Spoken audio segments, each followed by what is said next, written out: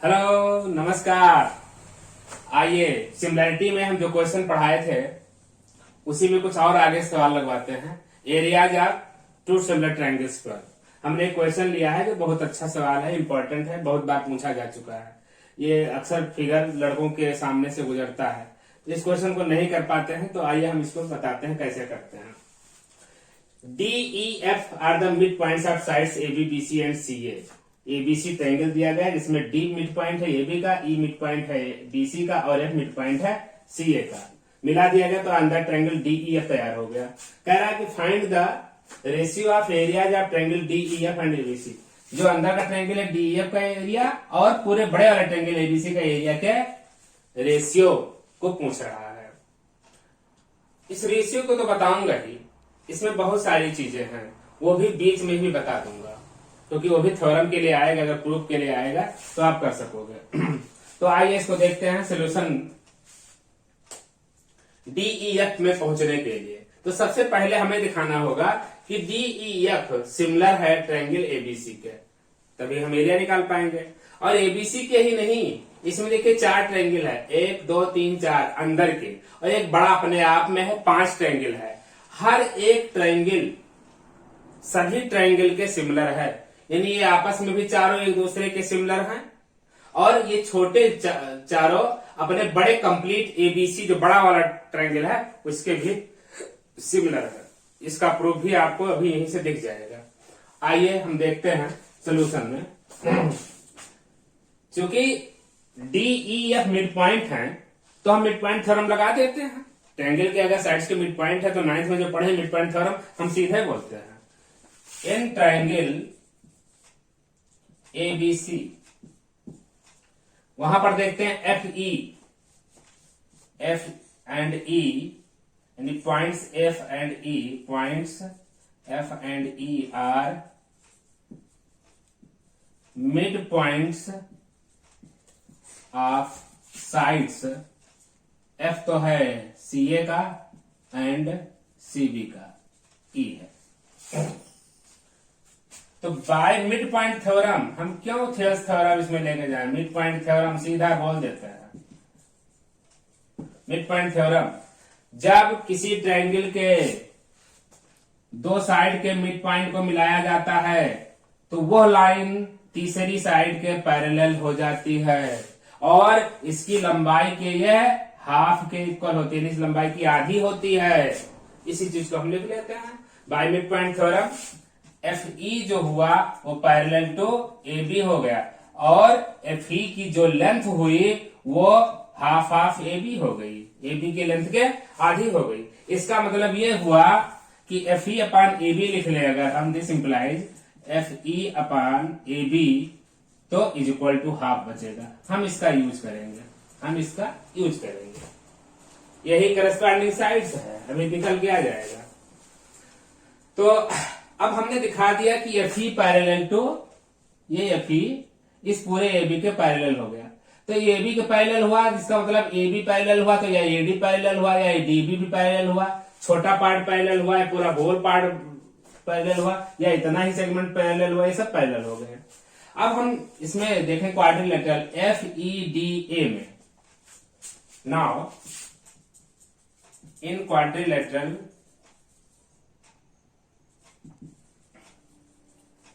FEDA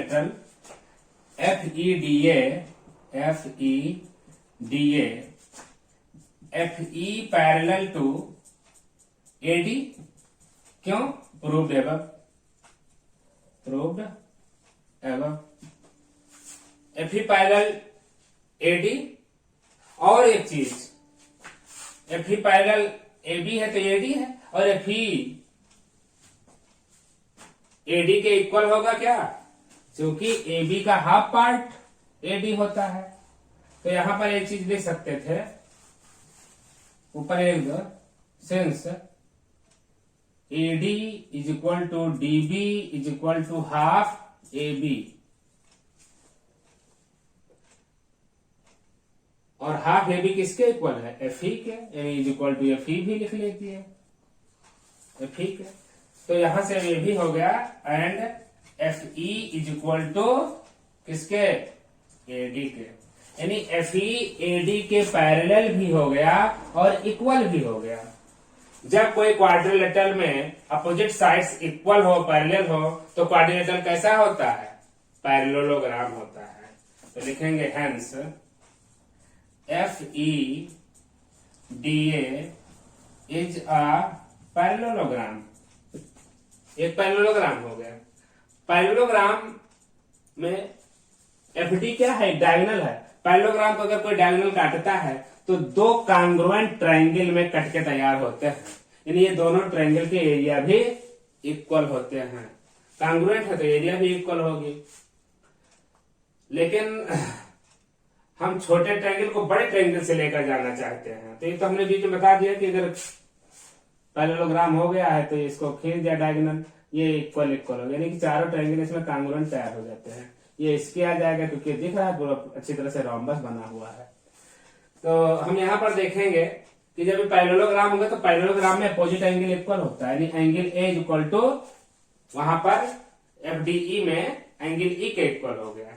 इसका मतलब कि angle, this implies angle A is equal to angle F E D, यानी D E F, angle D E F.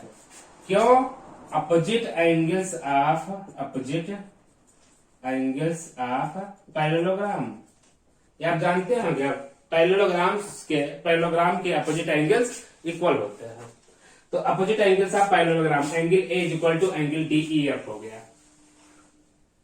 एक एक angle, यानी बड़े वाले ट्रायंगल का एंगल ये तो हमें मिल गया और छोटे वाले ट्रायंगल में एंगल ई मिल गया। अब इसमें कोई एक और एंगल की जरूरत है, तो इसी तरीके से हम इसमें आ जाएं, इन दोनों में। यहां पर भी दिख रहा है ये इसके पैरेलल है, ये हमने बताया जैसे ये इसके आधा था ही, इक्वल था, तो ये भी तो आधा ही है, ये इसके इक्वल हो गया। यहाँ पर पैरेललोग्राम बन गया, यहाँ पैरेललोग्राम बन गया, तो यहाँ पर ये डबल डैश से एंगल दिखा देते हैं। तो सिमिलरली हम अब ये सब लिखेंगे नहीं, हमने बताया था कि अब हमारे पास एक तरीका बता देते हैं, दोबारा इसे लिख लेते हैं। Similarly F E B D is a parallelogram, F E D B is a parallelogram and angle B is equal to angle D F E. तो यहां पर यह है एंगल, इस एंगल के इक्वल निकल आया। अब हम छोटे ट्रायंगल को बड़े वाले से लेते हैं। तो now in triangle D E F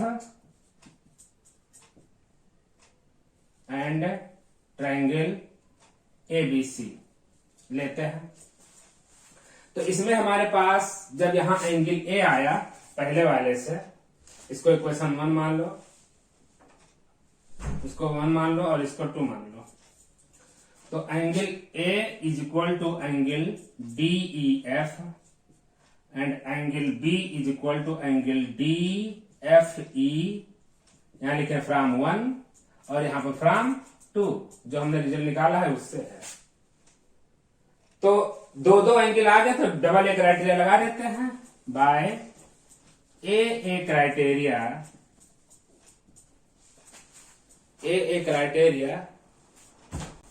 A criteria से triangle D E F similar to triangle, किसके सिमिलर होगा? डी वाला देखिए, डी का वर्टेक्स हमने नहीं दिखाया है, तो बड़े वाले ट्रायंगल में किसका नहीं दिखाया है? सी का। तो डी के करस्पॉन्डिंग वर्टेक्स हमारा सी होगा। ये लिखने के तरीके जरूरी हैं। यहां पर ई, एंगल ई को किसके इक्वल दिखाया है? एंगल ई का ए के लिए, तो यहां पर ए दिखाएंगे। और एफ का वर्टेक्स डबल डैश से बी के लिए दिखाया है, तो हम यहां पर यह लिखेंगे D E F similar to triangle C A B. Any problem is there? अब हो गया तो हम साइड्स का रेशियो लगा लेंगे। तो साइड्स के रेशियो क्या आएंगे? करस्पॉन्डिंग साइड्स क्या क्या हो जाएंगी? करस्पॉन्डिंग साइड्स के रेशियो निकालते हैं।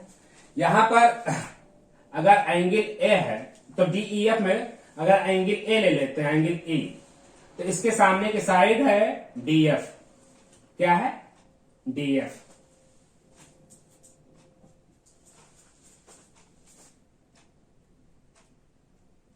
DF अपान इसके सामने का लिया एंगल, ए के सामने की पूरी side BC is equal to दूसरी साइड अगर डबल एंगल दूसरा डैश वाला देते हैं तो इसके लिए DE है, DE और डबल डैश यहां पर बी के सामने क्या है?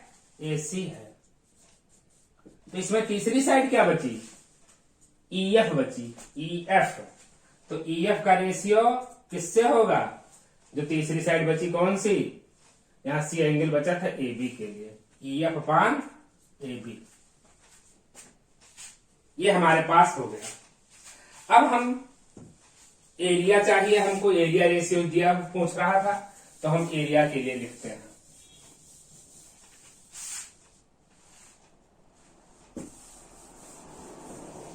एरिया के लिए लिखते हैं area of triangle DEF upon area of triangle, हमने कौन सा दिखाया? CAB। अब तो CAB कहां चाहे ABC कहां, एरिया तो सबका सेम होगा, लेकिन हम एक बार अभी CAB लिख लेते हैं, कोई दिक्कत नहीं।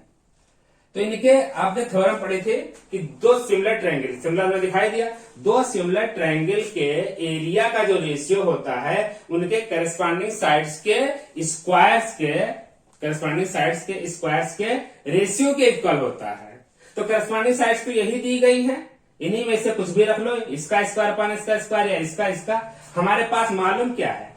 FE मतलब EF अपान AB वाला मालूम है, तो हम करस्पॉन्डिंग साइड यही लेंगे, EF अपान AB का, यानी इसका स्क्वायर अपान इसका स्क्वायर। इसका मतलब हुआ कि EF अपान AB का होल स्क्वायर, और EF अपान AB हमने क्या रखा है? 1/2 का स्क्वायर, यानी कि यह हो जाएगा 1/4। ये हो गया आंसर, यही पूछ रहा था। यानी कि एरिया ऑफ ट्रायंगल DEF का रेशियो किससे? एंगल ट्रायंगल CAB का हो चाहे triangle area of triangle ABC का हो, एरिया तो हर तरीके से बराबर होगा, इज इक्वल टू कितना होगा? 1:4। ये होगा आंसर, ये हो गया आंसर। इस तरह से आपका यह क्वेश्चन सॉल्व होता है। बहुत अच्छे से मैंने समझाने की कोशिश की है। फिर से वीडियो को 2 बार पास करके, प्ले करके, रीप्ले करके इसको देखिएगा, जरूर समझ में आएगा। और अभी मैं क्वेश्चन कराऊंगा तो समझ में तो आना ही आना है। एक इंपॉर्टेंट क्वेश्चन और है, उसको मुझे बताना बहुत जरूरी है, मैं उसको पढ़ाऊंगा। ओके, ठीक है। ये हमने दूसरा क्वेश्चन लिखा है, prove that the area of equilateral triangle described on the side of square is half of area of the equilateral triangle described on its diagonal. मतलब कह रहा है कि इक्विलैटरल ट्रायंगल बनाए गए हैं एक स्क्वायर पर, एक स्क्वायर हमने बना लिया, स्क्वायर मतलब जिसकी चारों साइड इक्वल हो और चारों एंगल 90 डिग्री के हो, ये स्क्वायर हमने बनाया। नाम भी दे देता हूं ABCD। कह रहा है कि equilateral triangle described on the side of A square. Side पर हमने इक्विलैटरल ट्रायंगल बनाया, मतलब कि जितनी बड़ी साइड DC थी उतनी बड़ी साइड यहां पर हमने E नाम दे दिया, यानी ये तीनों साइड बराबर होंगी। तीनों साइड बराबर होंगे इक्विलैटरल ट्रायंगल, इसका मतलब सारे एंगल कितने होंगे? 60 डिग्री के होंगे। फिर दूसरा कह रहा है is half of the area of the equilateral triangle described on its diagonal. Diagonal पर बना हुआ इक्विलैटरल ट्रायंगल, ये डायगोनल है, तो डायगोनल पर बना हुआ इक्विलैटरल ट्रायंगल इधर लेकर चले आओ, उधर भी ले जा सकते थे, उधर जगह नहीं थी, इधर खींच लाए, F नाम दे दिया। तो ये इसके इक्वल है, ये भी इक्विलैटरल है, तो 60 डिग्री एंगल वाले होंगे सब।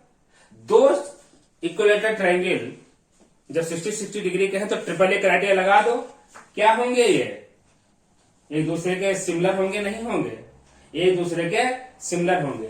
तो लिखेंगे सेंस ट्रायंगल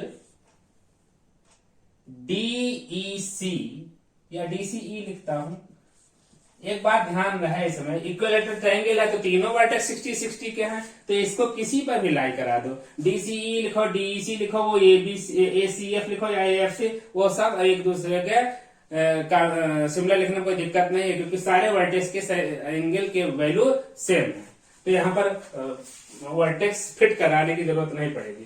तो triangle DCE and triangle ACF are the equilateral triangles। तो अब हमें ज्यादा कुछ लिखना नहीं है, दिस इंप्लाइज लगाओ triangle DCE similar to triangle triangle लिख लिया ACF, हो गया, सिमिलर हो गया। अब जब सिमिलर हो गए तो उनके एरियाज का रेशियो, इसलिए area of triangle DCE upon area of triangle ACF is equal to इनके करस्पॉन्डिंग साइड्स। इनके करस्पॉन्डिंग साइड्स क्या हैं? अगर DCE छोटा वाला लेते हैं तो इसके साइड हमने DC ले लिया, जो कि वो स्क्वायर की ही साइड है, अपान ACF में इसकी एक साइड हमने उसका डायगोनल AC ले लिया, और यही करस्पॉन्डिंग साइड से इनके स्क्वायर के रेशियोज के बराबर होगा। यही थ्योरम के हिसाब से होगा हमारा, यहां थ्योरम लग गई, यानी कि ये DC अपान AC का होल स्क्वायर है। अब DC AC की बात करें, AC क्या है? डायगोनल ऑफ द स्क्वायर है, तो स्क्वायर का डायगोनल क्या होता है? Diagonal of square is equal to √2 times of its sides होता है, √2 टाइम्स ऑफ द साइड। इसका मतलब यह हो गया कि DC क्यों लिखा, AC लिखा है, DC यहां पर है, AC तो नीचे लिखा है, तो DC के लिए DC रहने दो, और AC को क्या लिख दो? AC he 2 times of DC है कि नहीं है? समझिए, इस साइड का √2 टाइम्स, √2 टाइम्स, अगर इसकी साइड A होती है तो डायगोनल की लेंथ A√2 होती है, मालूम होगा। अगर स्क्वायर की साइड A है, यानी 1 सेंटीमीटर इस साइड, तो उसका डायगोनल A√2 होता है। तो DC upon √2 DC whole square, यानी यहां पर लिख सकते हैं AC is equal to √2 times of DC, यहां पर ऐसे लिख दिया। DC से DC कट जाएगा, यानी 1 अपान √2 का स्क्वायर होगा, यानी कि ये क्या आ जाएगा? 1/2 आ जाएगा। अब क्रॉस मल्टीप्लाई करिए, ये हाफ आया है तो हम से मल्टीप्लाई करें। यहाँ कह रहा है कि साइड पर बना हुआ square is half of the, तो इसको दिखाना है, तो हाफ हमने दिखा दिया। ये साइड पर बना हुआ था DCA, और ये बना हुआ था किस पर? डायगोनल पर, तो इसी को मेंटेन कर दीजिए, हाफ के बराबर कह रहा है, यानी कि एरिया ऑफ ट्रायंगल DCE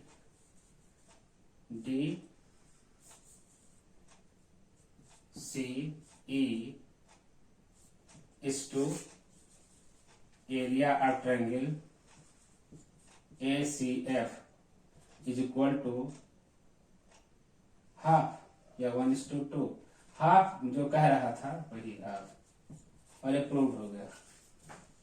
यही करना था। दूसरे तरीके से हम कह सकते थे, अगर हम सिमिलर ना दिखाते और हमको यही चीज चाहिए, तो मैं डायरेक्ट लिखता हूं। सेकंड मेथड देखिए, area of triangle DCE upon area of triangle ACF is equal to, equilateral triangle है, इक्विलेटरल ट्रायंगल का एरिया का फार्मूला क्या होता है? √3/4 A स्क्वायर, √3/4 A स्क्वायर। अगर एक साइड उसके हमने लिया A, यानी उसकी साइड लिख देता हूं, ऐसे लिख देता हूं साइड का स्क्वायर, और यहां पर √3/4 इसकी करस्पॉन्डिंग साइड का होल स्क्वायर, तो √3/4 कट जाएगा, और इसकी साइड, तो साइड पर हम नाम लिखते नहीं तो मजा नहीं आएगा दिखाने में, इसकी साइड हम लिख देते हैं DC, और इसकी साइड का नाम लिख देते हैं हम पूरा AC। तो ये √3/4 कट गया।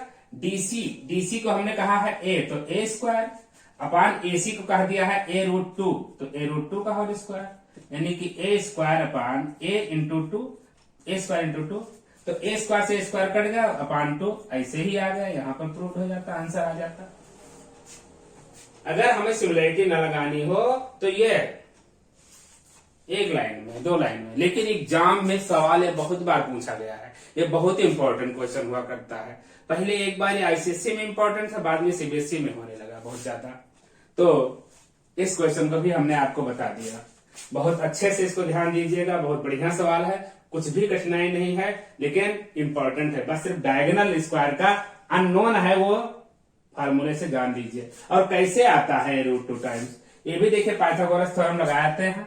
जब ये स्क्वायर है 90 डिग्री का है, ये 90 डिग्री का होता है, तो डायगोनल अगर हम लगाते हैं, यहाँ पर A यहाँ पर A, तो पाइथागोरस थ्योरम लगा दीजिएगा। यहाँ पर नाम देते हैं AC, यानी AC² = AB² + BC²। दोबारा जानने की जरूरत नहीं रहेगी। तो AB भी A है, A² + A², इसका मतलब 2A²। तो AC = क्या हो जाएगा, √2A²। तो A तो बाहर आ जाएगा और √2 ऐसे रहेगा, यानी A√2। इसका हम इस्तेमाल इसमें करेंगे। एनी प्रॉब्लम इज देयर, होना नहीं चाहिए, because I am teaching you. फिर मिलेंगे नेक्स्ट क्लास में, आपको इसमें और अच्छे सवाल क्वेश्चन कराएंगे और इसके आगे के थ्योरम्स प्रूव कराएंगे। नमस्कार, जय हिंद, जय भारत।